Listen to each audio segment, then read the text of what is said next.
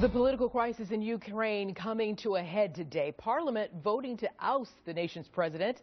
However, the leader, he's refusing to step down as he remains in hiding with his supporters in the Russian-leaning eastern part of the country. Meanwhile, the opposition taking control of the capital, seizing the president's office today as former Prime Minister Yulia Tymoshenko speaks out to the crowd, vowing to run for president. Again, this is after she was released from prison. Joining us now for more on this, retired Navy Captain Bob Wells, a former national security special advisor to Vice President Dick Cheney. Good to see you. Good to see you, Arthel. So much to talk about. Let's go here for starters, though. Let's talk about what happens next to Ukraine. Yanukovych says, look, you can tell me to go, but I'm not going to resign. Yet his cabinet is promising a transition into a new government. Of course, an early election, as you know, is already set for May 25th. So I ask you, how much involvement will the opposition protesters have in government affairs moving forward? And will Ukraine go more in line with European Union or Russia in terms of politics and the rights of people?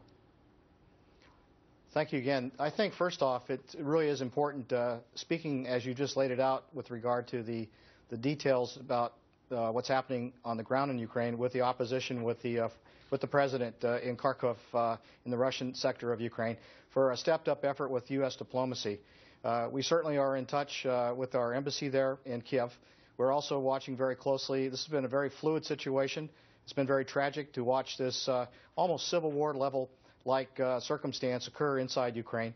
Critically important country to the United States. Lots of interest involved here, obviously, with the Russian Federation, the United States, the European Union, Germany, France, etc. So looking at the next steps, though, it all is right there in Kiev with this one particular power center with the parliament.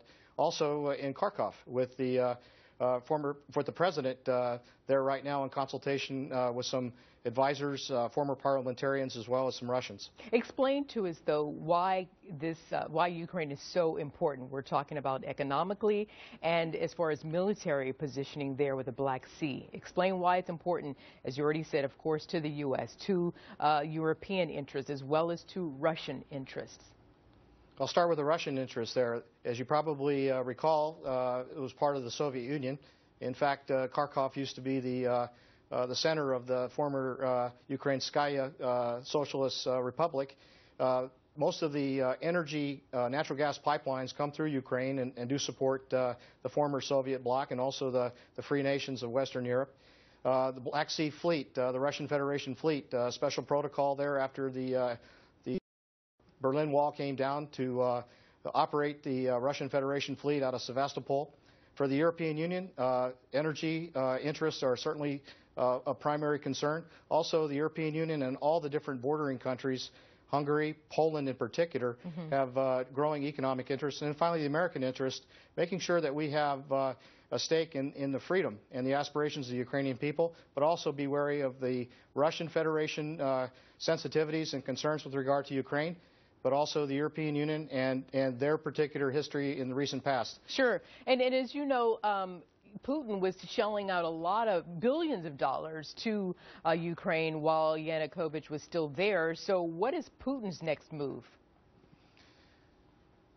Ukraine is critically important to Vladimir Putin and to the Russian Federation for a long history. His next move is to maintain a sphere of influence, looking at holding on with regard to the economic as well as the security relationships that he's got with the Ukraine. He's working with the Europeans, and he's also talking with President Obama with regard to the future of the Ukrainian. How honest are those talks, really? That's always a great question. There's always quite a bit of intrigue, and certainly the Russians have been involved maybe too much with regard to the internal politics of free Ukraine. Ukraine has been a sovereign country, 46 million people, and the Russian Federation do have interests, but the Ukrainian people and their particular elected government should have the policy prerogative, not the Russian Federation. Yeah, and I know moving forward, Captain Wells, we're going to be watching to see how much the people, how much say they will have in the government moving forward. Listen, I'm out of time. I do appreciate your expertise, and it's always good to see you, sir. Have a good Saturday afternoon. Thank you, Arthel. Of course. And nice work. Yeah, nice it was really fun. We'll do it again at 6. It's hard to keep up with you. I got to practice before we come back.